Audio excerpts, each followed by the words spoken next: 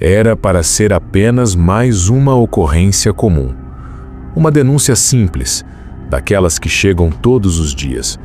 Um homem estaria em cima de uma laje, efetuando disparos para o alto em um bairro de Camaragibe. Naquela noite, os policiais militares Eduardo Roque, de 33 anos, e Rodolfo José, de 38, foram enviados para verificar a situação. Ambos experientes, acostumados com o risco constante da profissão, seguiram sem imaginar que aquele chamado marcaria o fim de suas histórias. Ao chegarem ao local, o cenário já indicava tensão.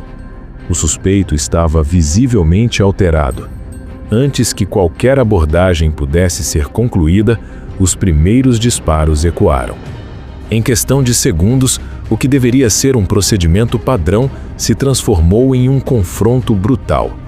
Os tiros atingiram os dois policiais de forma fatal. O silêncio que veio depois não significava o fim. Era apenas o começo de algo muito maior e muito mais sombrio. A morte dos agentes desencadeou uma reação imediata, mas o que veio a seguir não foi apenas uma busca por justiça. Foi uma caçada. E aos poucos, essa caçada começou a ultrapassar todos os limites. Rodolfo José era pai de família, com anos dedicados à corporação. Eduardo Roque também deixou esposa e filhos. Dois homens que saíram para trabalhar e não voltaram para casa. A comoção tomou conta da cidade. E junto com ela veio a revolta. O autor dos disparos era Alex da Silva Barbosa, de 33 anos, um vigilante, sem antecedentes criminais. A arma que utilizava era registrada legalmente. Mas naquela noite, algo saiu completamente do controle. Após o confronto inicial, Alex fugiu e invadiu a casa de uma vizinha, tentando escapar. Dentro da residência, uma jovem vivia um momento comum. Dava banho em seu filho de apenas 3 anos. Em segundos, tudo mudou. Alex invadiu o local, tomou a jovem como proteção e continuou atirando. O ambiente se transformou em um cenário de desespero. Durante o confronto, a jovem, Ana Letícia, foi atingida na cabeça. O impacto foi devastador. Mesmo ferida, ela ainda respirava. Do lado de fora, o caos aumentava. O confronto terminou com a morte dos 2 policiais. E enquanto isso, familiares tentavam desesperadamente salvar quem ainda podia ser salvo. Um primo de Ana Letícia tentou agir rápido, colocou a jovem no carro e saiu em direção ao hospital. Mas o caminho até o socorro não seria simples. Segundo relatos, novas viaturas chegaram ao local. Em meio à confusão, o jovem foi atingido por disparos, mesmo tentando prestar ajuda. A situação saía do controle. Outro familiar, irmão da vítima, também relatou agressões por parte de agentes que chegaram depois. O que era uma resposta a um crime começava a tomar outro rumo. Testemunhas afirmam que naquele momento, alguns policiais já não agiam apenas em função do dever. Havia algo diferente no ar, algo mais intenso, algo que parecia vingança. E foi exatamente isso que começou a se desenhar nas horas seguintes. Após a morte dos policiais, uma reunião teria sido realizada por oficiais de alto escalão. O encontro aconteceu próximo a uma instituição de ensino conhecida na região. Ali, decisões foram tomadas. De acordo com as investigações, tudo passou a ser coordenado em tempo real. Mensagens circulavam, ordens eram dadas e estratégias eram traçadas. Não se tratava mais apenas de encontrar o suspeito. O objetivo parecia maior e mais perigoso. Detalhes começaram a surgir. Roupas comuns, rostos cobertos, veículos sem identificação. Um plano estava sendo montado, passo a passo. O primeiro alvo não foi Alex, foi alguém da família. A esposa de um dos seus irmãos teria sido localizada e usada como peça-chave para atrair outros familiares. Uma ligação, um pedido, um ponto de encontro, tudo cuidadosamente calculado. Durante a madrugada, um carro se aproximou do local marcado. Dentro dele, 3 pessoas, irmãos de Alex. Eles não sabiam, mas estavam entrando em uma armadilha. Assim que o veículo foi identificado, homens encapuzados surgiram. A ordem foi imediata: descer do carro. O clima era de tensão absoluta. Um dos jovens, percebendo o perigo, começou a transmitir tudo ao vivo pelas redes sociais. Era um ato desesperado, talvez uma tentativa de se proteger ou de deixar registrado o que estava prestes a acontecer. Nas imagens, vozes firmes davam ordens, mandavam levantar as mãos, mandavam ajoelhar. O medo era evidente. O jovem questionava, dizia que tudo estava sendo gravado, que havia câmeras, mas nada parecia importar. A tensão atingiu o limite, e então vieram os disparos. Os 3 foram atingidos ali mesmo, sem chance de defesa, sem tempo para fugir. Uma das vítimas ainda tentou implorar. Disse que não tinha envolvimento com nada daquilo, mas naquela noite isso não fez diferença.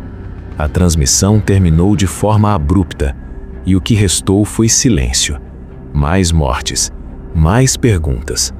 Horas antes, uma das vítimas havia usado as redes sociais para relatar algo preocupante. Sua casa teria sido invadida por vários homens e sua mãe levada à força. Ela dizia que a mulher era doente e não tinha qualquer ligação com o caso. Era um aviso que ninguém conseguiu impedir. Pouco depois, novos corpos começaram a aparecer. Pessoas próximas ao suspeito estavam sendo encontradas sem vida. Em menos de 12 horas, o número de mortos só aumentava. A cidade estava em choque. O que começou como uma ocorrência policial havia se transformado em uma sequência de mortes, uma cadeia de acontecimentos cada vez mais difícil de controlar. E no centro de tudo isso, um nome ainda permanecia solto: Alex da Silva Barbosa. A caçada continuava, e o desfecho ainda estava por vir. A manhã ainda nem tinha começado direito, mas o rastro de violência já havia tomado conta da cidade. Em menos de um dia, vidas foram interrompidas em sequência, deixando para trás famílias destruídas, versões conflitantes e um cenário difícil de compreender.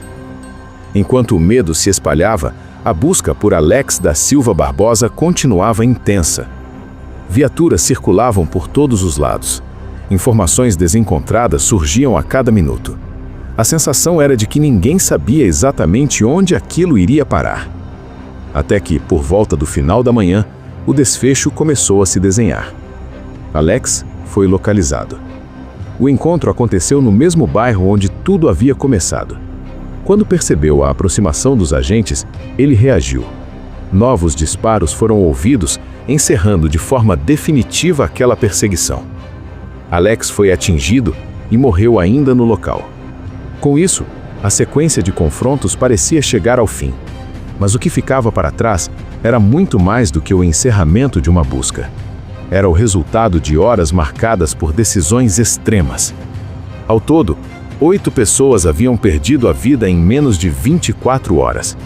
Entre elas estava Ana Letícia. A jovem que havia sido surpreendida dentro da própria casa, sem qualquer relação com o que estava acontecendo, lutou por semanas entre a vida e a morte. Mesmo em estado grave, seu corpo resistiu. E em meio a esse cenário tão delicado, algo inesperado aconteceu. Ela estava grávida.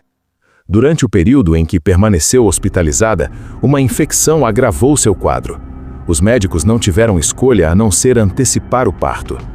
Em uma madrugada silenciosa, cercada por incertezas, nasceu Vitória, um bebê prematuro com apenas 30 semanas. Mas, contrariando todas as probabilidades, a criança veio ao mundo com vida. Enquanto isso, Ana Letícia permanecia em estado crítico.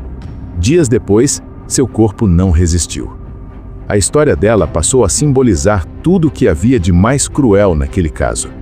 Uma vítima que não fazia parte do conflito, mas que acabou no centro dele. Outro sobrevivente daquele dia foi o adolescente que havia sido atingido enquanto tentava socorrer a prima. Após dias de recuperação, ele recebeu alta, carregando não apenas as marcas físicas, mas também as lembranças de tudo o que presenciou. Com o passar dos dias, o caso ganhou repercussão nacional. A pressão por respostas aumentava. Autoridades passaram a se manifestar, classificando os acontecimentos como graves e exigindo apuração rigorosa. O que inicialmente parecia uma reação isolada, começava a revelar indícios de algo muito mais organizado. As investigações avançaram, e o que foi descoberto trouxe ainda mais impacto. De acordo com o Ministério Público, parte das ações que ocorreram após a morte dos policiais não foi espontânea. Havia indícios de planejamento.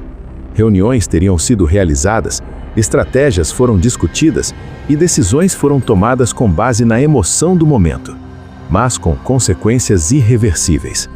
As apurações apontaram que alguns agentes teriam atuado fora dos protocolos legais, utilizando veículos descaracterizados, roupas comuns e até equipamentos não oficiais. A intenção, segundo os investigadores, era localizar não apenas o autor dos disparos iniciais, mas também pessoas ligadas a ele. E foi exatamente isso que levou às mortes seguintes. Familiares, sem envolvimento direto, acabaram entrando na rota dessa operação. O caso, então, deixou de ser apenas um confronto e passou a ser investigado como uma série de crimes.